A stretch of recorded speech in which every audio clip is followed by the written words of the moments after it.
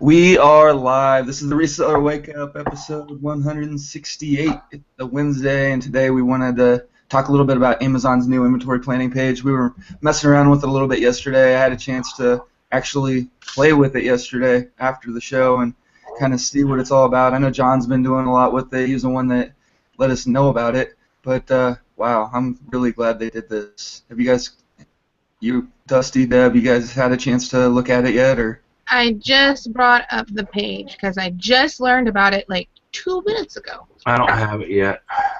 Where's today's video? I'm still on the old page.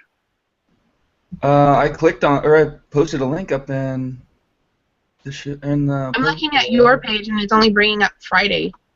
I pinned it to the top. Did I pin the wrong one? Oh, did you? Yeah. No. Oh, no, you pinned the right one. It's there. Yeah, it's pinned to the top.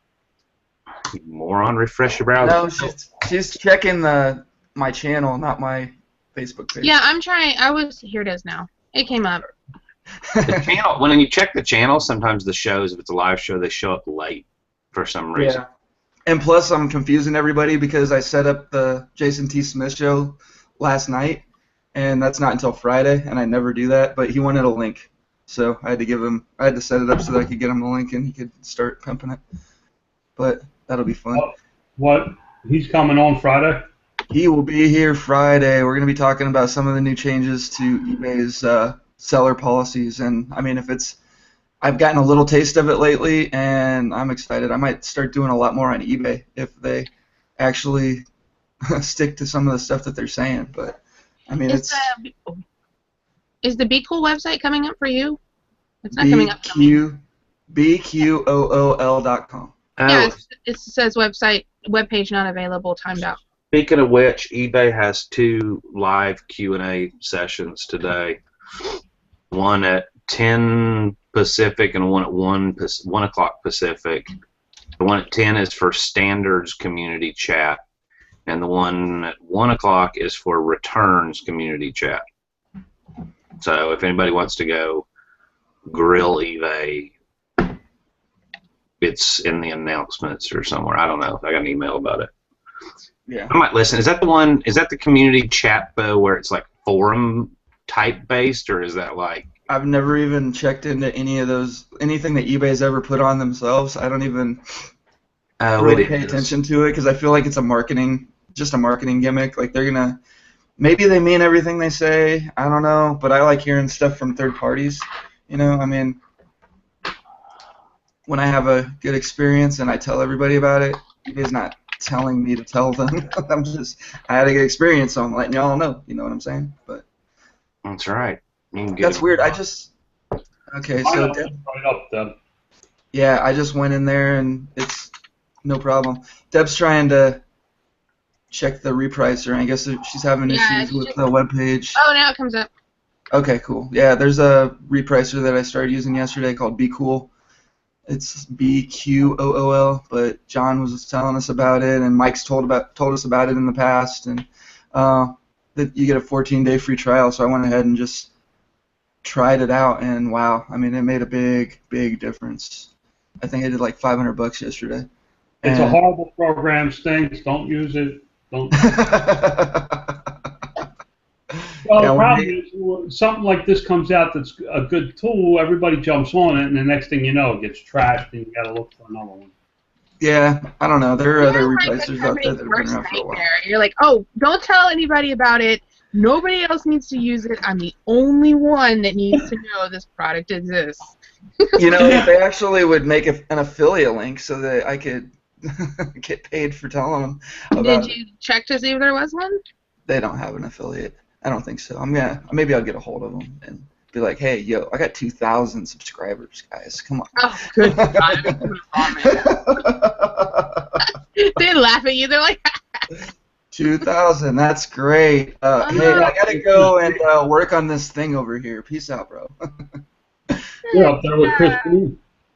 Yeah, right. Okay. All right. So, anyway, did want to make sure that we talk about. I got a 4-star rating, guys. Amazon guys are getting smart. Apparently, I sold a phone that was missing like a little clip That's hilarious. And they gave me 4 stars for that. It's like, Landed on. what clip?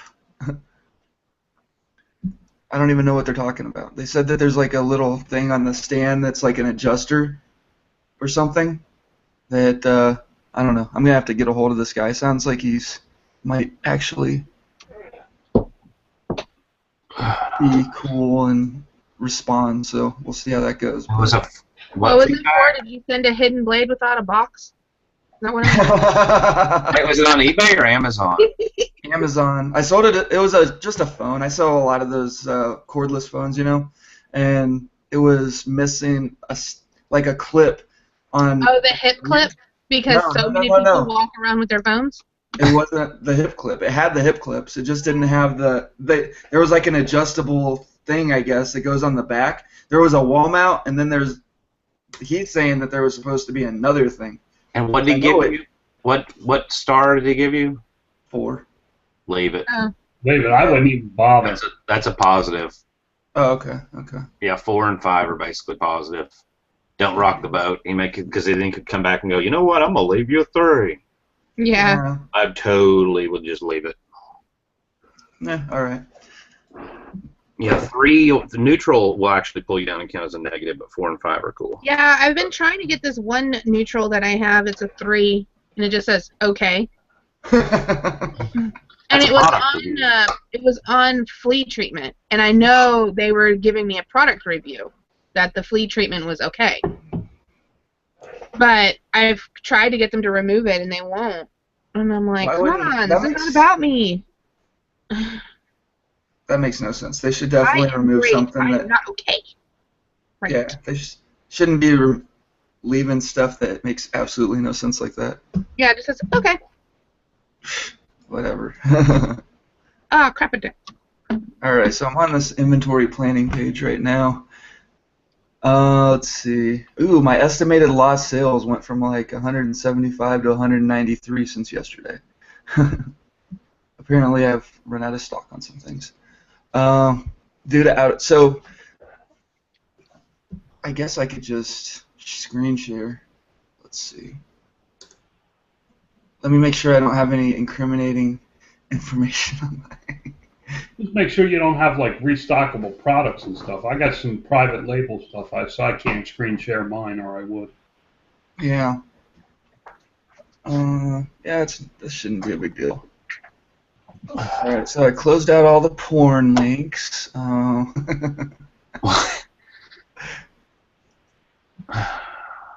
you just lost Dusty. Dusty's going. Dusty's like, oh, well, I guess I better close mine down too. I was getting coffee. I don't even know what we're talking about. Your porn links. Porn links. All right, can you guys see this? Now we can. All right, so basically, you're looking at this. You got the dashboard, estimated total sales lost. Estimated lost sales. So I don't even know why. Do you know what this is about, John? This is if you had them in stock, then you would have sold them. Yeah, like this is if I would have stayed in stock, then I would have had that much, or I've lost that many sales or something. I can't see you. Okay, so basically you go to Amazon Seller Central, down to inventory, and then you see the inventory planning tab there. You might not have it yet. Mine doesn't have it yet. I have that new seller page, but I don't have the inventory planning. Are you a pro seller? Yeah. Oh, you did upgrade? Okay. So, yeah. I upgraded back in April, and then in July I downgraded back, and then when I was like, oh, I'm going to thrift all this crap, then I put it back on. Right. Dusty fell out. Yeah, but I don't out of stock SKUs. I guess this, let's see, number of products that went out of stock in the last 30 days. So I have none of those. I don't even know what that means. I guess if you have like your own items or something. Here, start with the label stuff. If you start with the established loss, estimated lost sales, basically Amazon's telling you if you had this many units, if you had these units in stock, you would make these sales. For people selling one-offs, it's not that big of a deal. Yeah. For somebody like me, I have $7,950 in lost sales. what that tells me is my out of stock inventory is an issue. And if I resolve that issue, my sales will increase. The next one that says out of stock SKU, it tells you how many SKUs you're out of stock on. Right now, currently, today, I'm 17 out of stock, which for me is an issue. I have to bring my inventory levels up, and what I'm finding out is as I bring my inventory levels up, it's like Amazon's turning on this little spigot, and I'm getting more sales. I'm seeing more sales on SKUs that haven't sold like this in 6 months. The more inventory I'm dumping in, it's like Amazon saying, okay, this guy can handle sales, let's give him some sales, and they're sending people over to my buy box. Then the third one over is excess unit. This one's important if you start working on it now. It tells you how many units you're overstocked and will get charged long-term storage fees come February. I started at 200 and some. I've worked it down to, I think I got 60, and I have a lot of them coming back that I'm going to repackage and send back in. Days in inventory. If you look, I'm gonna leave that. I'm gonna go down to where it says inventory age, and then I'll go back to days in inventory. Okay. This inventory age, it shows you the age of your inventory. The object is to have less units, to have more units in fresh, that your units are fresher, newer. Well, you need to work on your history, but yours is a lot. You have a lot of one-off, long-tail stuff. So if you're a book seller, a video game seller, something like that, you're going to run into these longer things. Like for me, a lot of this stuff in the really long-term category are one-offs that I'm not going to pay long-term storage fees for, because if you only have one of something in your inventory, they just keep charging you the regular monthly storage fee. They're only going to charge you the long-term storage fees if you have more than one of an item in your inventory when it's been there for more than 6 months. Now up here now back to where it says days in inventory on the top right. Mine currently says days in inventory. What they do is they take all your units, how many days they've been in, and they average it out. Mine says days in inventory 33. So on average, my units are in inventory 33 days. Where it says inventory turn, it says 10.7. What that says is I'm going to turn my inventory 10.7 times in the next year. My inventory is going to completely flip 10.7 times with fresh stuff. Mine is completely blank. I probably just don't do enough volume to register anything. And I can tell you what your problem is. Your problem is all your long-term. Okay. You have 181, 105, and 148 units that are over 90 days. That's why your number up here is not showing. Right. If you're one off, this isn't a whole lot of help, except for, Paul, what I would look at is the successive units and see if you can bring this down a little. Well, that's the nice thing, because well, if you look over here in the notifications, I've got 13 SKUs with low traffic in the last 30 days. One of the reasons why it might have low traffic is because maybe the pictures are bad, maybe the description's bad, the bullet points, the keywords, whatever. And you can go over to improve traffic, and I don't even know what's about to pop up here. Okay, so your inventory. Oh, I don't care about any of this stuff. Like I said, it's all one-offs. Well, it's not though. Video games. It's not though. This is stuff. All those things. Go back one screen, please. All this stuff here that says excessive units 35. They're all that you have 2+ units. Oh, okay, yeah. So the notifications are on 2+ units that have low traffic for the last 30 days, and they're saying, okay, improve your traffic, and here's how you improve your traffic: either improve your listing or add pay-per-click to it. Yeah. Well, as you can see, there were no video games on that page. That's like basically 90% of what I sell. I mean, So that's, you may want to go in there and see what you can do to clean that up so you get rid of your long-term storage fees. yeah. Well, I've been thinking about moving or like trying to move some of this kind of stuff that, the random stuff back over to eBay because I mean, Yeah. I don't know. I got another Joe Lister sale yesterday. That was kind of And then interesting. I mean, that's you got 8 units stranded. Is it worth you paying the fee on that? I'm not paying anything. I've only got 2 items that I'm using right now. I'm just trying it out. I wouldn't pay for just 2 items, but maybe after I go through this, It's like my inventory. yeah, basically. After I go through all my SKUs and everything on Amazon, then I might start using Joe Lister just to blow some of the stuff out of there. I was looking at a category yesterday on eBay, and almost every item in the category is listed with Joe Lister. Very few items are straight eBay listings. They're brought over from Joe Lister. Right. So, yeah. Now, the low conversion in the last 30 days, that just means people have clicked on it and not bought it, right? Right, correct. Okay. And then the SKUs with my stranded inventory SKUs, that is something that I'm just going to be taking care of that I need to get done because those are just returns. I don't do them all the time. I do my returns like once every couple of months.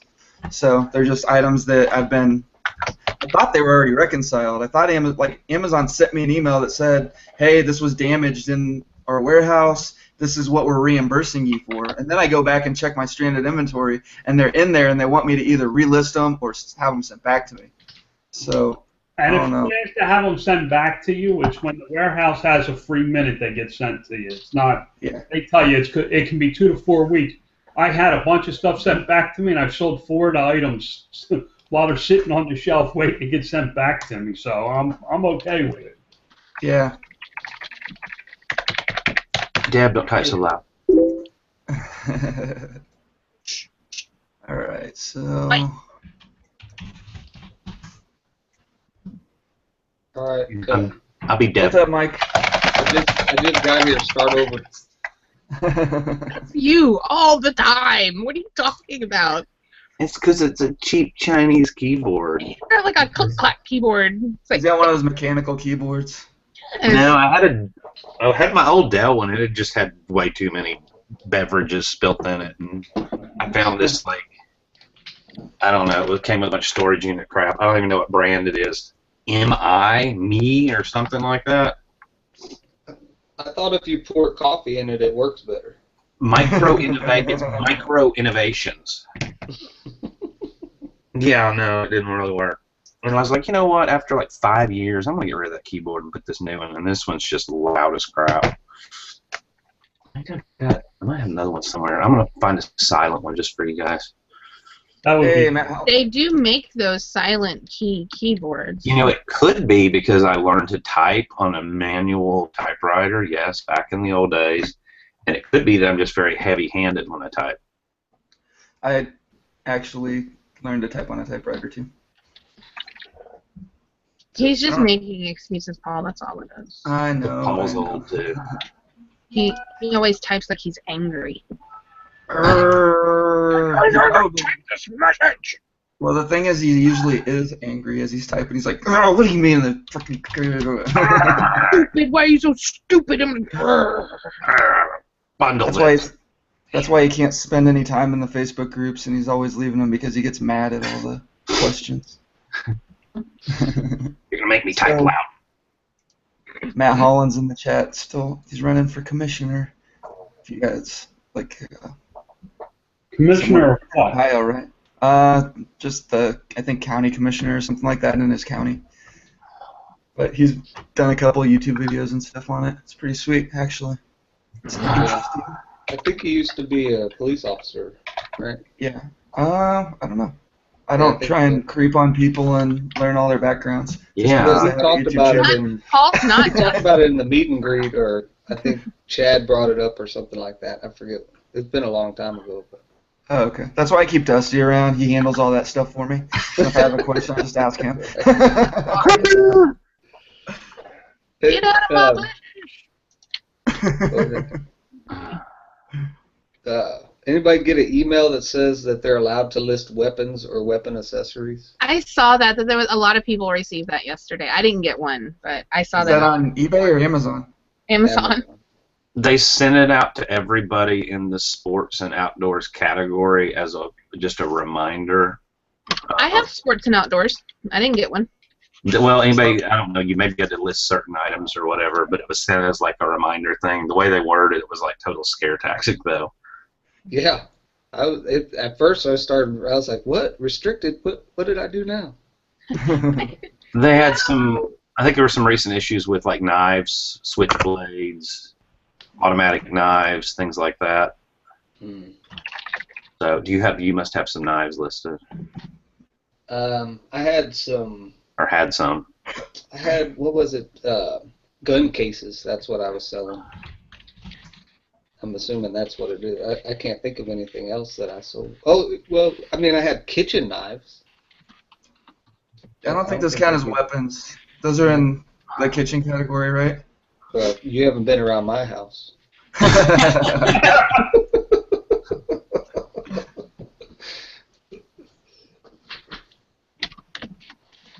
Yeah. So have you gotten the new inventory planning page yet, Mike? No, I was listening to what you guys were talking about. I caught the back end of it. But have you actually had a chance to check it out at all, or what are your impressions? Okay. No, I think I haven't. You're probably one of those. Huh? You're probably somebody who it would really help out a lot. I mean, the information you get is really good for the guys that are doing like wholesale or for retail arbitrage. You know, like if you do a lot of replens, they're giving you all the more detailed information. Basically, it's the stuff that you used to have to run reports for and wait all day for them to generate it and send it to you and all that stuff. It's just like it's right there on the page now. And then read through the reports that didn't have the pictures of the items and you know. Mm-hmm. Yeah, the reports kind of suck on Amazon. I don't like running them. I'm so glad that they did this. Julianne's asking us to talk about the advantages of an Amazon Pro account versus a regular seller account. I mean, you can get unrestricted in certain categories if you're a pro seller. You can't do that if you're not. Profit Bandit. Yeah, you have to have a pro seller account to use Profit Bandit and a lot of the other programs. But if you're not even going to be using those programs if you're not selling over 40 things. I know. Like there's nobody that's setting up Joe Lister and Profit Bandit and this Be Cool thing and tracking all their sales if they're only selling less than 40 things. Like they're not. It's non-pro accounts are for casual sellers basically, and pro account is for like, I got some stuff I bought and I'd like to sell it. Yeah. I mean, the main thing about the pro versus the standard account, it's like that. All this is important, but it's also if you are a casual seller and you're not a pro seller, then you get charged $1 per item on top of all the other fees. So if you're selling 40, the reason we say 40 items is kind of the cutoff is because if you sell 40 items, you might as well get a pro seller account no matter what because it's only $40 a month. Yeah. So, but then once you hit that level, that's when you can start looking at all this other stuff and start. Well, the other thing is that Amazon charges you $1 up until 40 items. Right. Yeah, that's what I was saying. It's that's it. You get $1. And then another thing, Amazon charges you a whole $1, like when you sell. But then there's that $1 they charge you. Yeah. Did you know that if you don't have a pro seller account, Amazon charges you $1 every time they sell something? I was looking at my fees over here, and there was $1 on every single one of those things that I sold when I didn't have my. But you know what's really cool is if you have a pro seller account, they don't charge you that extra $1. Oh, really? Nice. So if you do 40 sales a month, then you don't have to. It kind of pays for itself. Half hour later. All right, where do I find this inventory thing? Because I missed the whole. All right, so if you go to the $1. Yeah, but there's also buy box eligibility, and I know people argue that no, you can still get the buy box if you're not pro, whatever. But I on didn't some say it stuff, like that when I said that. but I still say that it does affect buy box eligibility. So there's more than just to me, my opinion, there's more than just the dollar an item.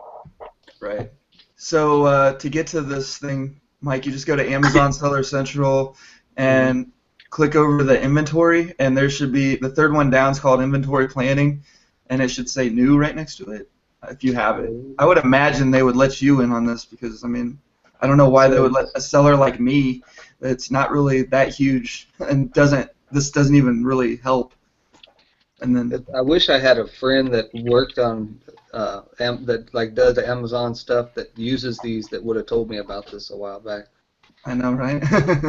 Well, if you watch the show, then we got a couple of guys that have been talking about it nonstop for Yeah, really. a couple of weeks What are now. you talking about, Mike?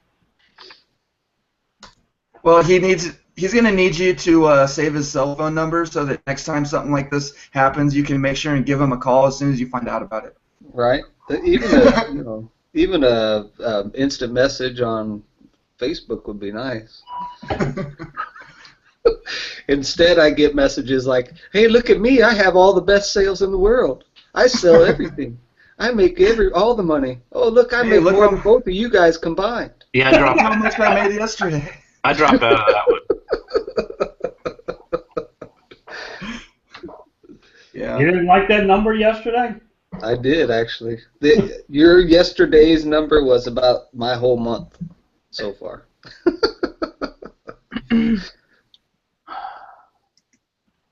That's your whole month so far? You're Nah, I'm joking, just right? messing around. Mike Wait was a late. minute. Mike was lazy last month, and what happens with Amazon is if you're lazy this month, you pay for it next month in sales. Yeah, you're right about that for sure. I mean, Let's redefine lazy. Mike was on vacation. Yeah, That's lazy. I did a video on it, guys. Come on, man. I mean, when I go on vacation, I source. I go to my, that store that we don't talk about, so we don't give out my, #1 source, where I buy stuff for $1. And that other those trees Wally in the parking girl, lot? huh? Nothing. Look, don't get me started about my numbers. Rhymes with Free. Holler me. seller fee.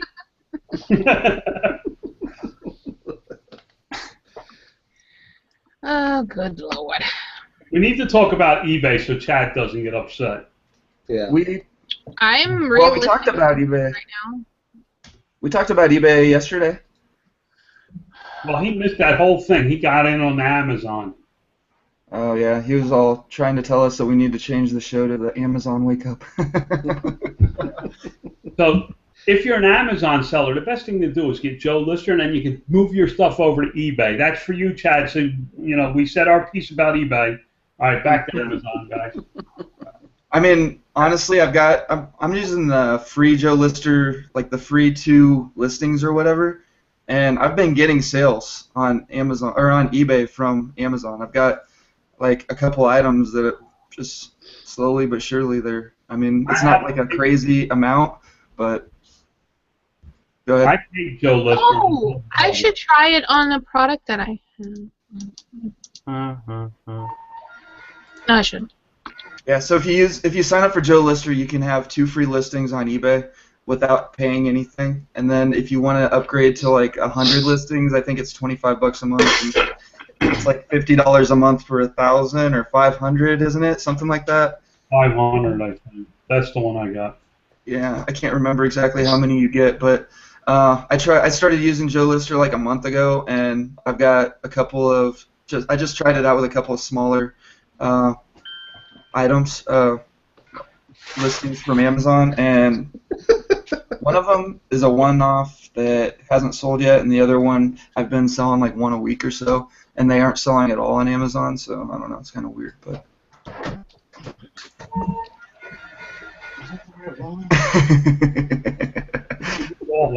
I guess Chad's actually watching. Aww. Oh, why is he posting in the chat? Yeah. Still love you, buddy. Yeah. Did anybody see Elena's numbers that she was posting yesterday on? I think it was yesterday in the Reseller Society. I haven't heard anything from her. And I was like, where has she been? And then she posts something. It's like, holy crap. Okay, so you're doing something out there. What kind of number? She did like 10 grand in August on Amazon and like another 6 on eBay. It's freaking insane. That's awesome. I know. I was Holy like, cow. wow. All right, let's talk about eBay. Let's talk about eBay for a minute. All right. I just had somebody buy an item, it's 10 pounds with the box. It's going to Georgia, which is like that particular town is kind of outside of Atlanta, so it's probably 3-4 hours from here across the state line. 10-pound item using my eBay discount and all that, sending it priority mail. How much you think? $8. $10. I think there's a glitch because I had this happen again the other day, and I actually even had to show Ronnie and Chad. We were hanging out, and they were like, "No way, $5.60 priority mail." Oh, yeah, I must just check what zone it's in. It's probably in a really good zone. Yeah, for a 10-pound item? 10 pound. 10-pound item going one. 10 pounds. 10-pound item going one zone away. $12.15 postage cost. Your eBay discount 54% minus $6.55. Total $5.60. Yeah, it's because of that zone. That's one zone. I wouldn't even complain about it. I would just pay the $5.60 and print out the label. Well, it was something the other day, like I sent like a 20-pound package to Michigan. It was like $7. Priority mail. It was like something. It never happens to me. I wonder if something's off with their discount thing on eBay or something. I mean, I'm fine with it. I don't use. I wouldn't be complaining. Hey, did Chad ever figure out the thing about them charging him listing fees? Does it take him away?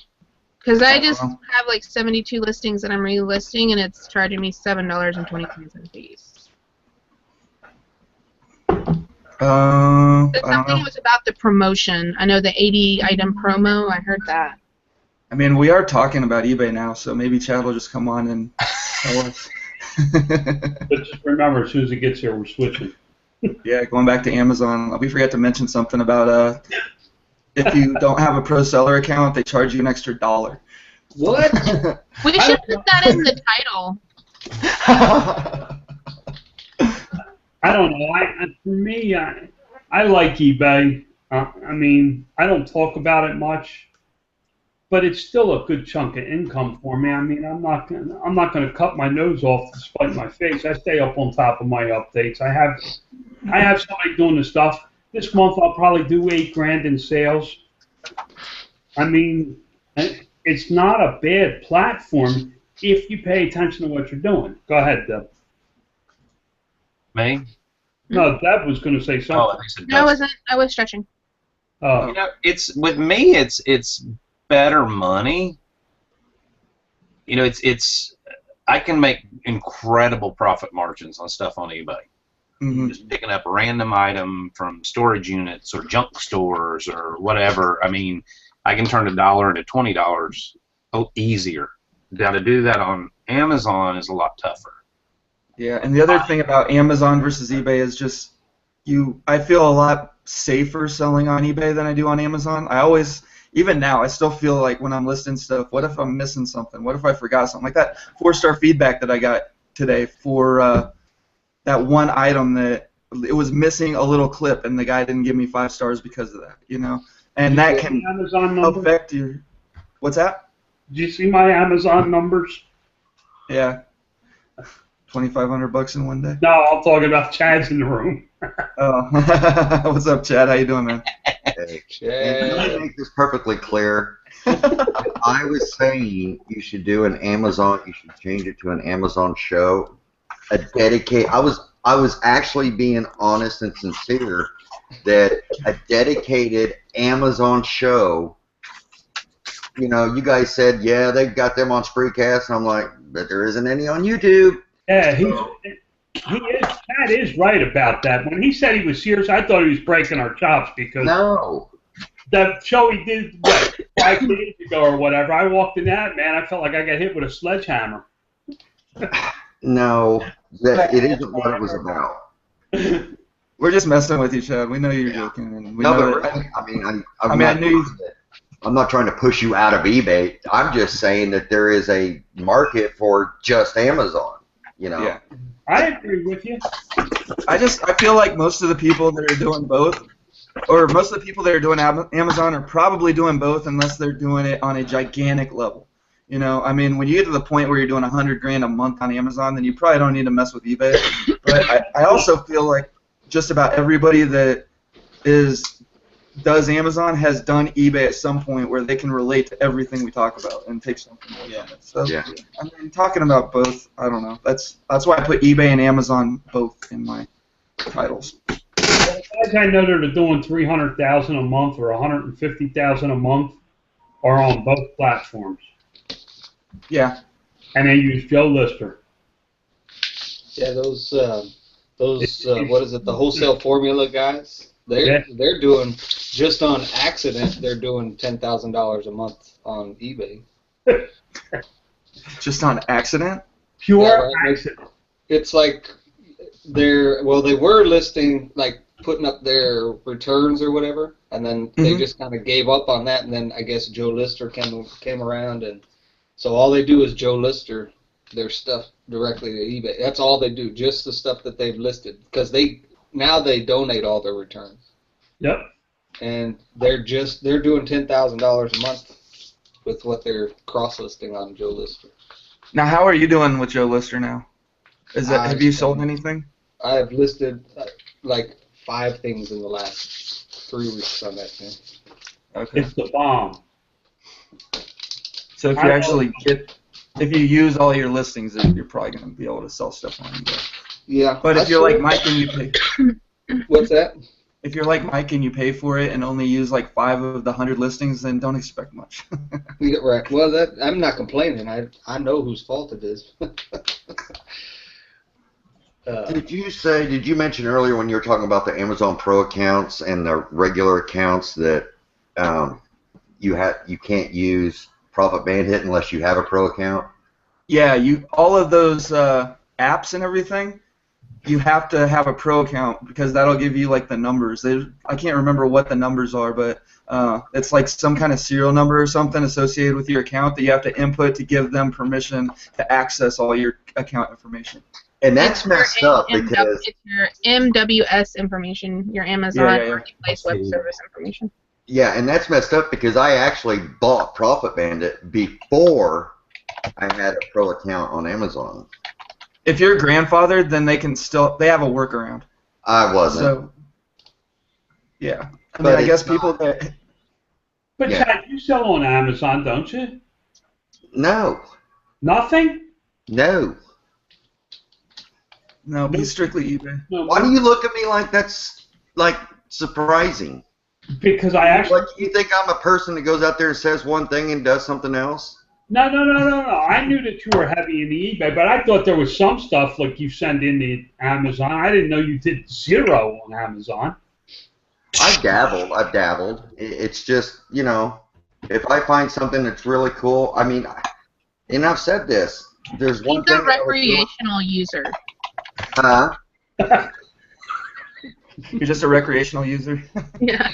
Yeah, I don't inhale. Let me tell you the story. So he got all excited about Amazon for like a day, and then he found Yurtles. And as soon as he found Yurtles, he forgot all about Amazon. Yeah. It just wasn't fun for me. I mean, and then I started thinking about, okay, well, this one-off stuff does really good on Amazon. So I listened, and I asked questions, and, vintage electronics, awesome. And then I'm starting to hear all these horror stories about the returns and the expectations of the customers of buying on Amazon, even with vintage stuff.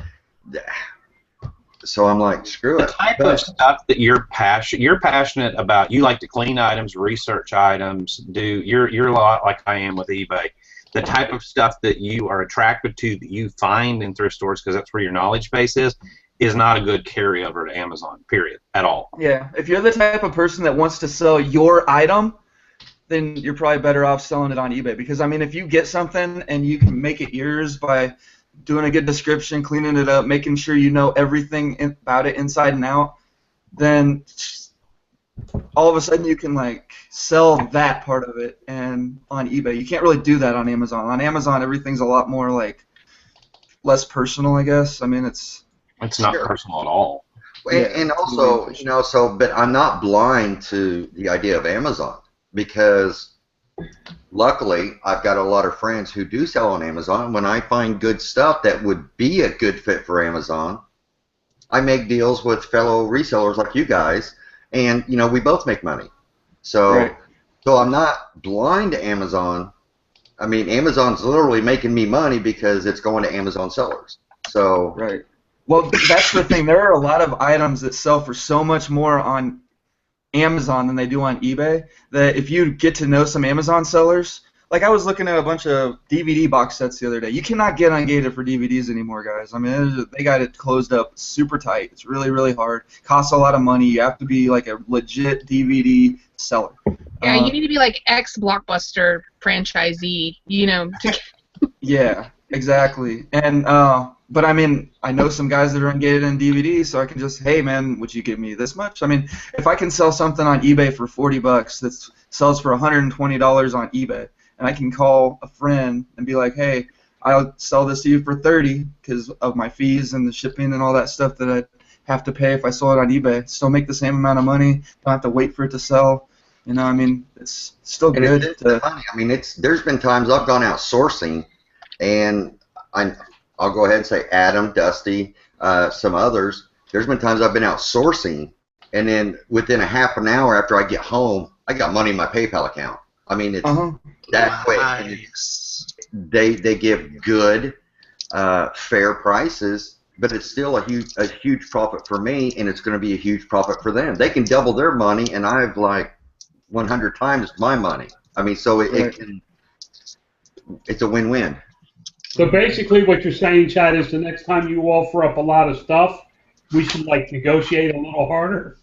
I mean, we come to good deals, and you know, but also you got to think about the profit margins. Okay, an eBay profit margin is a lot higher than, I mean, face it, people who sell on Amazon 90% of the time are happy with the smaller profit margin. That's just how it is. Especially if they're new to Amazon and they never dealt with eBay, you can really make some money on them because their expectations, you know, are a lot lower than, like, say, an eBay person. It's like, oh, I gotta, you know. Yeah, I want to spend $10 and get $100 for what I'm paying $10. Exactly, but you look at the mindset of a new Amazon person. They spend $10, they'll be happy to sell it for $20. I know, exactly. You know, so, or yeah. you know, that $100 item, that thing you can sell for $100, you get a hold of them and it's like, yeah, I'll give you $60 for it and make $20. I'm happy with that. I mean for me to make, like, let's say for instance, for me to make $20,000 on Amazon this year, $30,000 on Amazon this year, for me to make $30,000 profit on Amazon versus for me to make $30,000 profit on eBay, there's going to be a hell of a lot more work and a hell of a lot more volume on Amazon to get to that same $30,000 profit. And I think I feel that's probably, I mean, depending on what you're selling on eBay or what you're selling in general, but I think across the board, I think that's probably a fairly fair comparison, like Chad was saying, that, you know, it's more about volume and a little bit lower profits on Amazon. Well, I think that it comes down to what your plan is. Right. You know, because some folks have a good mix. Other people are looking for just volume and willing to take 20%. You know, it really depends on what your plan is and what you're doing. Because nowadays I've been thrifting for Amazon. Just last night I paid $80 or $90 for stuff that's gonna make me about $500 or $600. Mm-hmm. And it depends on the amount of volume you're able to handle as well. Like McCluskey, I know you've got a pretty much an assembly line kind of process set up with your crew, and you know, you're willing to do that and hammer out a bunch of stuff. You know, I did it yesterday with a bunch of products and whatever, and got my kids involved and peeled price tags and stuck FBA labels. But I honestly, I hate doing that. I hate. I mean, it took an hour, and it was 4 of the largest 18/18/24 boxes. They went out with UPS. It was done. I mean, from the time we carried it in from the car, everything else, it was probably 2 hours worth of work. I mean, it wasn't really a big deal for a decent amount of profit. I can't see myself. I think that's kind of where putting words in his mouth, but how Chad feels as well. I can't see myself doing that day in and day out because I'm way too ADD. I get way too bored. I need that challenge, like Chad does, of researching items, cleaning them, looking them up. You know, I like that. You know what I mean? And that's just me. That's just my personality type, though. I've never been able to stick with anything that's the same thing day in, day out. I get bored. I get really. I do. So do I. I get so bored. And I think it's a lot about personality types. It's not that one type is wrong or one type is right or whatever else. It's, you know, it's part of the reason why I didn't join the military, because I wouldn't have been able to do the same thing every day. I'd have been like, they'd kicked me out within a month. You know, I'd have been gone. But I think it's just a lot to do with different personalities and what you enjoy, and if you're willing to do versus more sporadic, you know. Yeah, I feel like the successful Amazon sellers probably have their, they've got a really good system in place. You know, it's like they get the stuff in, they get it banged out, they get it sent out, and they're just doing that every day. Like me, I mean, I'll do that for a day, and then I'll be like, all right, I don't want to look at another Amazon shipment for a week. You know, I can't do it day after day after day. And then that's when it's like, okay, well, now I'll just go and fix a bunch of Xboxes, you know, on this day. And then this other day, I'll take pictures of a bunch of stuff for eBay, you know. So, I mean, it's nice when you mix it up, but I don't know. I feel like if I had that system in place and I was doing the same thing constantly, that probably benefit me a lot more financially. But well, I had the no compete clause. That really changed my game. I find that no compete clause, and it's all the restricted part of the business, that changed the game. For me, the money's the same whether I sell it on eBay or I sell it on Amazon. For the main part of my business, I'm not talking about all the junk that I do now and all the, you know, stuff I dabble in and play in. The main part of my business is exactly the same, eBay or Amazon. The profit margins are the same. Everything's the same after fees. But, you know, Chad, honestly, I miss what you're doing. But after a year of not doing it and paying my bills, it's kind of tough to say, okay, I'm no longer going to pay my bills this way and go back to doing what I enjoyed.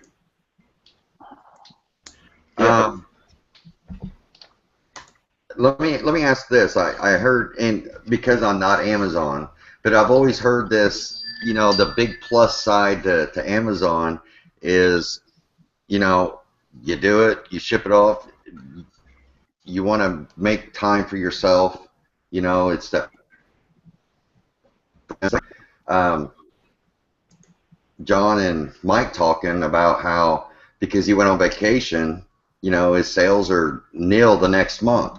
What's the difference between, you know, how is it actually giving you freedom if you're not making sales? It's not like, Well, okay, well, first of all, my sales aren't nil. I only went down by about 30%. yeah. I mean, if you're doing 20 grand a month.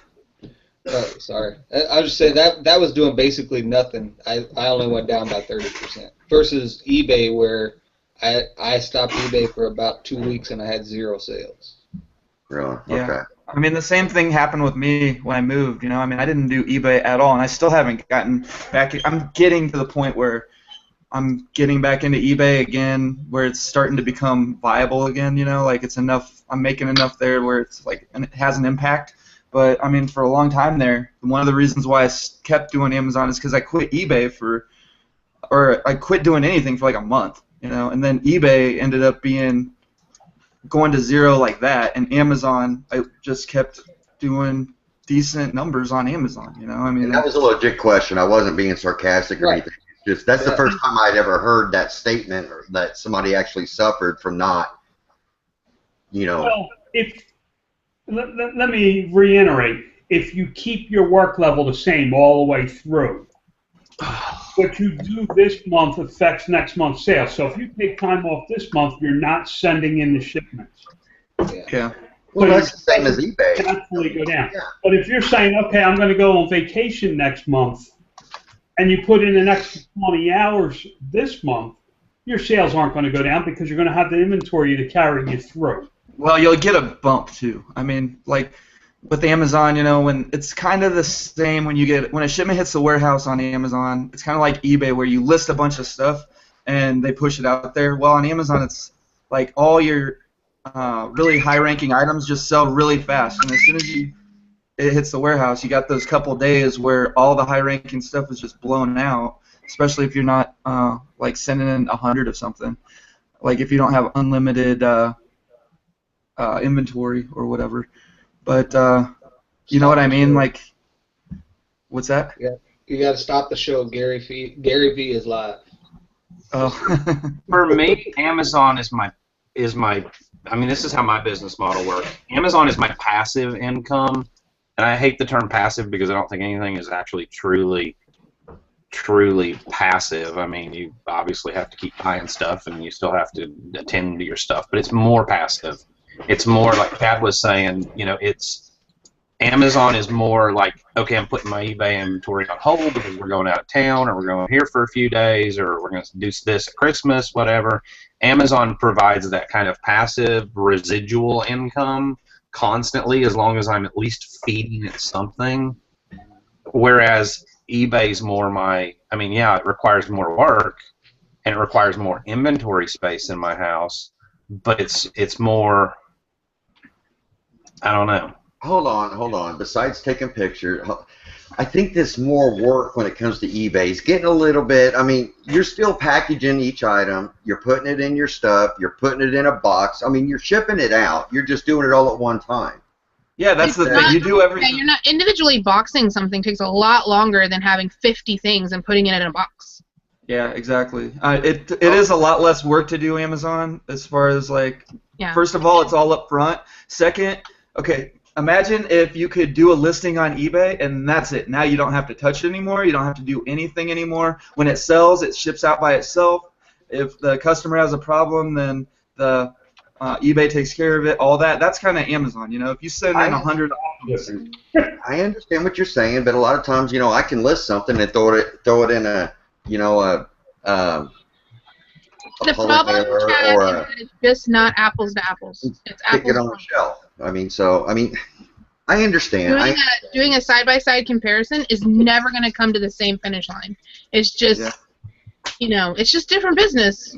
They all go off in different directions. Then why does everybody say Amazon's so much easier than eBay? It is. It's faster to process things. It's faster to take, you know, 20, 30, 40, 50 things and stick it in a box and slap a label on it and send it off. Yeah, I can do 50 listings in an hour on Amazon, just doing the regular Seller Central. On eBay, it takes me, I mean, I could probably do like 5 or 10 listings an hour most of the time, from picturing all to cleaning up all the way down to getting the listing finished. And then once that listing's up, I got to wait for it to sell. When it sells, I got to package it. I've got to be there to package it. Like on Amazon, if I send in 50 items, I can go on vacation. I can go to Mexico, and it doesn't matter. You know, they're gonna be ready to go, and I don't have to touch them. You know. If you really think about it, like if you went and you bought, because I did this one day when I was trying to be very good about, you know, immediately sending the things that I got instead of accumulating too much stuff, and then it can take you a really long time to process your actual shipment. I started doing it where, you know, whatever I bought, I just, you know, processed it and sent it off, and I was doing like 3 shipments a week or whatever. So I could go out to the stores and hit, you know, 3 or 4 stores, get 20 some odd things, come home, and that evening, within like a 3-hour time frame, have those items processed, you know, priced, processed, and in a box, ready for UPS to pick it up in 3 hours. There's no way in 3 hours I could do that with my eBay stuff. You know, I get that stuff. Shit, sometimes I spend 6 hours just doing shipping on a Monday morning, you know? Yeah.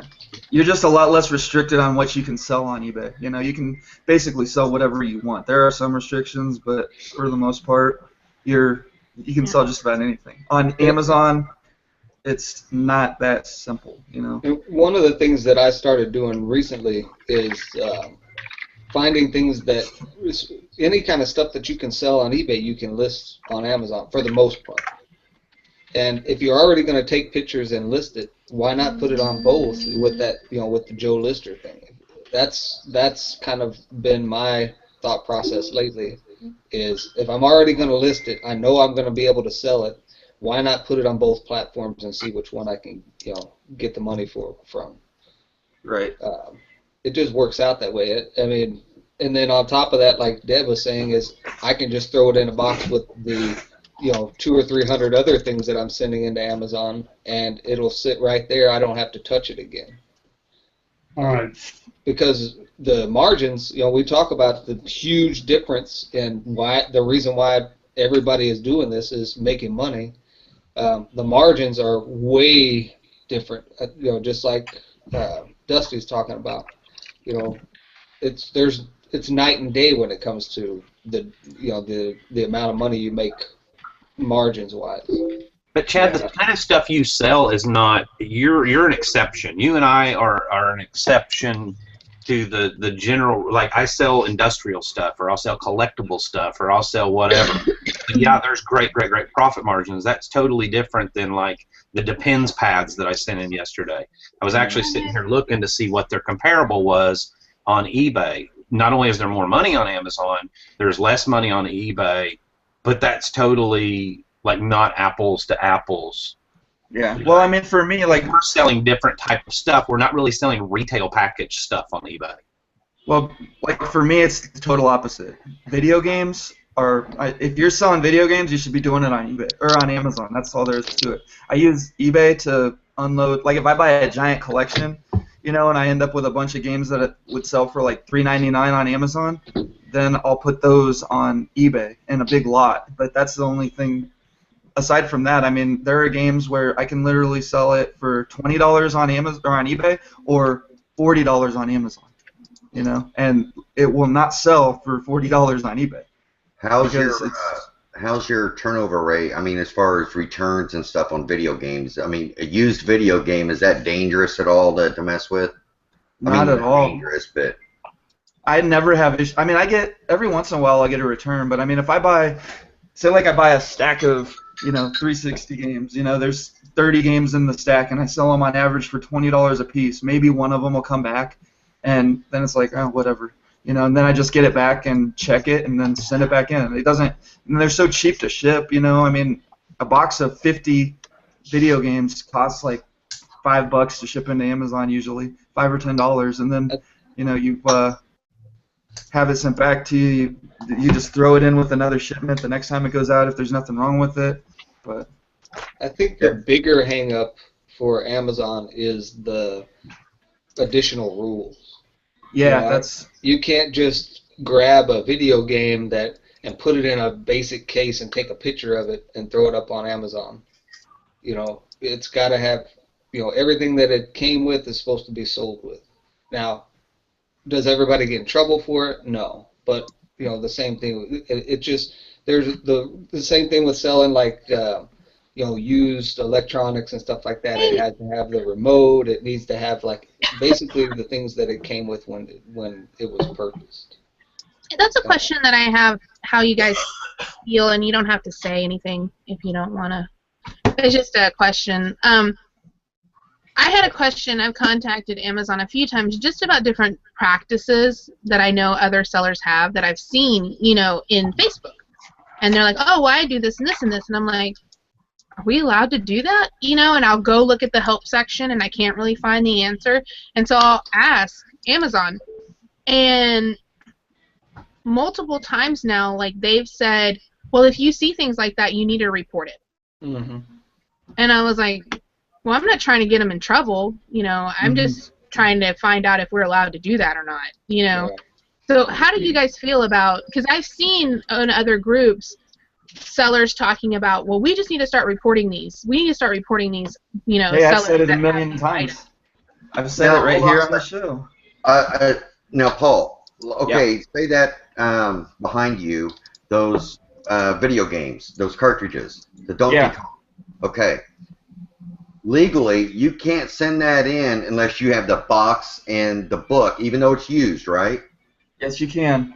Video game in different categories, there are different rules. You have to list it as acceptable. What makes me mad is when somebody tries to send something like this in, and it's like they list just this as very good, and it's not very good because it doesn't have the box, it doesn't have the manual, it doesn't have anything. It's got to have all that for it to be anything but acceptable. But in certain categories, as long as you're allowed to ship it in as acceptable if it's missing the packaging and it's missing the manual and all that. You know something, and this is a big thing, and I guess I've been saying this without really knowing exactly, but I still stand behind what I'm saying, is I think a lot of people are going to get a rude awakening when Amazon, I mean, everybody talks about Amazon being strict anyway, but if people are getting by with that and they decide to crack down on this stuff, people's heads are going to be rolling down the streets left and right. Mm-hmm. Well, that's one of the reasons why I haven't given up completely on eBay as well, because I want to keep that little foothold in there so that if I have to turn it on, I can just start doing it again, you know. And really, I mean, I know what I'm capable of on eBay. I know what I have done in the past, and I know what it takes to do it, and I can do it tomorrow or start doing it tomorrow again if I need to. But I think that the history of Amazon has shown that if you're an established seller, they're not going to be messing with you all that much, right, at all. I mean, for the most part, if you're doing the right things and you're already established, you're good to go. But on the same token of what you're talking about, Chad, I think for new sellers or people that aren't doing, like, they're kind of iffy or whatever, yeah, those people probably do have issues. But it's no different than eBay. Those same problem sellers on eBay, people are trying to stamp them out too. eBay's trying to get rid of them, and keep the good sellers. There's no difference. But I don't see, folks that are making $10,000 a month or even $5,000 a month or whatever. If they're established, if they're doing well and keeping all their metrics good, those people don't have anything to worry about. Yeah, you can see that too whenever you go into, let's just say you have a shipment that they lost one of your items or they did all these other things or whatever. I've never had them ask me for anything. I've seen other sellers say, oh, well, they want an invoice and they want a receipt and they want a this, for that item before they'll give me credit back. And it's like, never had them ask me that, but I'm not a habitual, hey, you lost 20 of my things, Yeah. All right. See you later, John. Yeah, we got to wrap this up, guys. I got to get my kid to school. But want to thank everybody for coming on. Everybody, thanks for watching. If you have any, hopefully this has been enlightening for some people. I mean, we get into the Amazon versus eBay debate all the time on the show just because we talk about both, But before we go, does anybody have any announcements or shout-outs or anything? I know tonight you've got your the Reseller Pulses at 8 o'clock tonight. Yeah, the Reseller Pulse tonight, what we're going to be talking about is Amazon. Because Pete, the Craigslist hunter, he made a video, okay, and a garage sale, and they wanted $3 for an item, and he says, well, you take $2. He's catching a lot of hell for that. So we're going to talk about negotiating, how far is too far, there's a lot of different opinions. So I think it's going to be a good one. It's negotiating. When is the right time to negotiate? When is the price perfect and you shouldn't have to do anything? But ultimately, it's like, look, if it's $3 and you want it for $1, it's the art of the game. So it's going to be a good show. Part of the negotiating thing is the fun of the negotiation in the first place. Don't be talking about it. That's for our show. Thank you.